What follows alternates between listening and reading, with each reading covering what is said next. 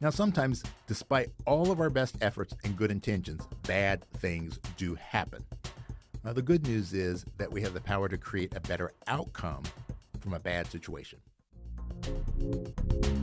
Welcome to the Personal Mastery and Growth Podcast, where we explore the keys to unlocking your full potential and living your best life. I'm your host, Jose Johnson. Whether you're looking to make a breakthrough, overcome a challenge, or simply live with greater clarity, joy, and purpose, you'll find the tools and inspirations you need right here. So let's start your journey towards personal mastery and growth right now. All right, hello there, and welcome to the first episode of the Personal Mastery and Growth Podcast. I am your host, Jose Johnson. I'm an expert in the fields of mindfulness, mindset, and peak performance, and I am so excited to have you with me for this episode.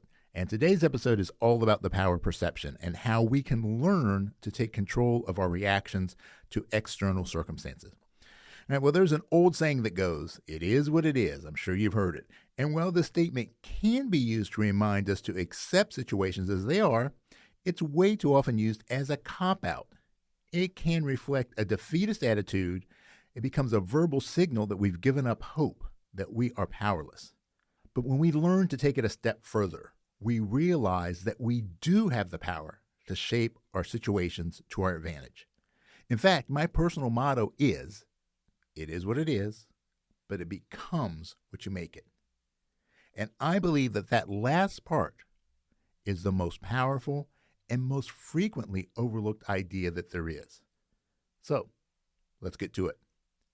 Let's start with the difference between facts and meaning. Have you ever heard the phrase perception is reality? Well, it turns out the perception is not necessarily reality. When we talk about any situation, there are two main components, the objective fact and the subjective meaning. And typically, the objective facts of any situation are completely different from the subjective meaning that we attach to it. Now, if you're old enough, you might remember the old Dragnet television series. When we look at any situation, we should adopt the Joe Friday approach and look for just the facts. Why? Because the facts are neutral, and it's our interpretation of the facts that get us into trouble. And our interpretation of the facts generally comes from some sort of cognitive bias and creates what I like to call an emotional overlay. And this emotional response directly impacts our thoughts and our behaviors. And our thoughts and behaviors, well, they create our personal reality. It's like you wake up and it's Friday the 13th, and you think to yourself, this is going to be a horrible day. Well, let's break this down. The fact is that it's Friday, and it's the 13th day of the month. But the interpretation is that it's an unlucky day. Now, that's our cognitive bias kicking in. And that we should be worried or anxious that bad things are going to happen to us, which is the emotional overlay. And then our brains, particularly our reticular activating system, start looking for evidence to prove that this will be, in fact, a pretty shitty day. And this leads to all of our thoughts and actions being driven by that perspective. And the end result, well, it ends up being a crappy day. But not because it was Friday the 13th. That's just the fact. But it's because we perceived it to be a bad omen, and we set our subconscious intention to have the wheels fall off our day. But I want to remind you that we do have the power to change our perceptions. And one of the best ways to do that is through a process that's called cognitive reframing, which can greatly reduce stress and improve our well-being. In fact, research has shown that individuals who practice cognitive reframing experience less stress and greater life satisfaction. So what is cognitive reframing? Cognitive reframing is a technique that involves changing the way we perceive and think about a situation. Now, to do this, we need to detach ourselves from our habitual ways of thinking and believing, and instead choose to make deliberate decisions to adopt a more optimistic or empowering perspective. Now, the process of cognitive reframing involves several steps. The first step is to identify the negative or unhelpful thought patterns that are contributing to our current level of distress or dissatisfaction. This might be when we catastrophize things, or when do we engage in black and white thinking. Once we've identified these patterns, the next step is to challenge them. Now, this might involve asking ourselves questions like, is this really true? Or what proof do I have to support this belief? And by questioning our automatic thoughts and beliefs, we can begin to see them in a more objective light. The final step is to reframe our thoughts in a more positive or empowering way. This might involve finding alternative explanations for the situation or focusing on the opportunities that it presents. So, for example, if you're faced with a difficult challenge at work, we might reframe it as an opportunity to develop new skills or to demonstrate our unique strengths. So I want to share with you a personal example. There are two activities I've done for most of my life: music and martial arts. I've been playing trumpet professionally since I was 16 years old. Now, despite having so many years of experience, I suffered from stage fright, but only when it came to performing solos. Now, this is not an unusual situation, but it was completely unacceptable to me. But I couldn't figure out how to make it stop. There were the butterflies in my stomach, the dry mouth, the sweating. Ugh. It wasn't a pleasant experience. And that is where my martial arts training kicked in. When I was in my late 20s, I started studying Tai Chi. And I started competing in Tai Chi competitions primarily as a way to deal with my performance anxiety. And it sounds kind of weird, right? I wanted to put myself in situations where it was just me and I had to learn to deal with my nerves. Well, I eventually became a very successful athlete. I was on the U.S. Tai Chi team. I competed in China against the best in the world. I was a two-time U.S. national champion, and I became a highly sought-after coach and performer.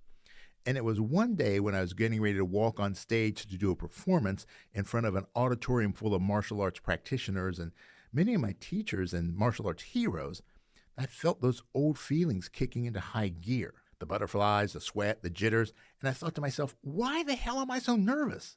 I know what I'm doing. Hell, I'm one of the best in the world at what I do. And then it hit me. It wasn't nerves. I was excited. And all of those feelings that I used to define as fear were actually the signals that my body was preparing to do something really awesome. And in a future episode, I'm going to dive more into the science of why and how this works. But for now, let's leave it at this. I was able to reframe stress and anxiety as preparation and excitement. The facts were the physiological symptoms, the butterflies, the sweating, the tunnel vision. But my perception of these facts completely changed. And now I no longer struggle with the problem. So remember that cognitive reframing can be a powerful tool for improving our well-being and resilience. By changing the way we think about a situation, we can reduce our stress levels, improve our mood, and feel more in control of our lives. Hey, it's going to take practice, but with time and effort, anyone can learn to reframe their thoughts in a much more positive way. Now, one of the most important lessons that we can learn is the difference between what we can control and what we can't control. Many times we waste our effort on things outside of our control, and that can leave us feeling powerless. However, by focusing on what we can control, we can greatly increase our personal agency and resilience. Research has shown that individuals who focus on what they can control experience greater life satisfaction and are more likely to achieve their goals. Now, one of the ways that we can take back our power is through a process called the circle of control. The circle of control is a concept that helps us to differentiate between what we can control and what we can't control in our lives. It refers to the idea that there are some things that are within our power and some things out of our power. The things that are within our control are the things that we can influence or change through our actions and our decisions. Things like our thoughts, our feelings, our behaviors, and our reactions. We have the power to control these things, so they are the area where we can make the most significant changes in our lives. Now, on the other hand, the things that are outside of our control are the things that we cannot influence, no matter how hard we try. These might include things like other people's thoughts and feelings and behaviors, the weather, the traffic, or the actions of businesses and governments. Now, while we may have opinions or preferences, well, we ultimately have no control directly over them. The circle of control can be a helpful tool for managing our emotions and taking actions in our lives. By focusing on the things that are within our ability to control, we can feel more empowered and less helpless in the face of challenging situations. It can also help us to let go of the things that we can't control, and that frees up our energy and attention to focus on the things that really matter. So, here are a few practical exercises that can help you apply the concept of the circle of control in your life. Now, the first one is to create a circle of control diagram. And to do this, you simply draw two concentric circles on a piece of paper. That means one circle inside the other circle. Now, in the inner circle, you write down the things that you can control, such as your thoughts, your emotions, your behavior. In the outer circle, write down the things that are outside of your control, such as the weather, other people's actions, or any kind of global event. This visual representation can help you to clarify your thoughts and focus your energy on the things that you can influence. Exercise number 2 is something that's called influence mapping. So in influence mapping, you want to think about your problem or the challenge that you're facing, and you want to write down all of the factors that are contributing to that situation, both the internal and the external. Then you would draw lines connecting the factors that you can influence or control. What this does is it helps you identify the areas where you can take action and make a difference, rather than focusing on the things that are outside of your sphere of influence. And number 3, cultivate a growth mindset. Now, people with a growth mindset believe that their abilities and intelligence can be developed through hard work and dedication, while people with a fixed mindset believe that their abilities and intelligence are set in stone. Developing a growth mindset can help you to focus on the things that you can control, such as your effort and your persistence, rather than the factors that are outside of your control, such as innate talent or luck. If you want to learn more about the science behind the growth mindset, I suggest you read the book Mindset, The New Psychology of Success by Carolyn Dweck. This book can be a real life changer. Now, by practicing these exercises, you can learn to apply the concepts of the circle of control in your life and develop a greater sense of personal agency and resilience. Remember, while there are many things in life that are outside of our control, we always have the power to choose how we respond to them.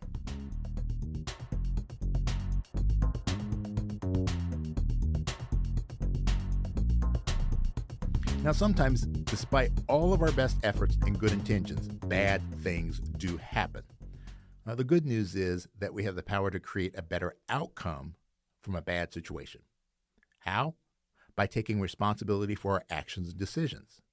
And by doing that, we can turn our adversity into our success. It's not always easy, but it is possible. There are countless examples of individuals who've overcome seemingly insurmountable obstacles to achieve fantastic things. By learning from these examples, you can gain insight, inspiration, and practical strategies on how to flip the script. So in my life, I've had a number of health issues that resulted from having a very aggressive form of prostate cancer. As a result, I've had a number of unwanted side effects and actually almost died a few times. Now, I could certainly wallow in self-pity and become angry or depressed, but I've worked really hard at reframing my situation, what it is, and I've used it as fuel to live a better life, because now I know that life can be short and very unpredictable, and that's why I have vowed to live every day to its fullest, to work my ass off to become the most impactful person that I can be, and to do that in everything that I do. So I guess my second motto should be carpe diem, bitches. All right, well, what did we learn today? We've learned that perception is not always reality, and that cognitive reframing can greatly improve our well-being. We've also learned the importance of focusing on what we can control rather than wasting our effort on things outside of our control. And finally, we've learned that we can turn any adversity into success by taking responsibility for our actions our decisions, and our reactions. I encourage you to apply these lessons to your own life and see what positive changes you can make. So thanks for tuning in to today's episode. If you have any questions, feedback, or suggestions for a future topic, please don't hesitate to reach out. And be sure to tune in for our next episode of the Personal Mastery and Growth Podcast. And in parting, remember, it is what it is, but it becomes what you make it. So make it great. Thanks for tuning in. Before we wrap up, I just want to remind you that the information shared in this podcast is for educational and informational purposes only. It is not intended as a substitute for professional advice or treatment. While the content of this podcast is based on research and personal experience, everyone's situation is unique, and the advice given may not be applicable to all. Always consult a qualified professional before making significant changes in your life. The Personal Mastery and Growth Podcast is recorded at the So Good Media Studios, located in the Candy Factory, a co-working space in Lancaster, Pennsylvania.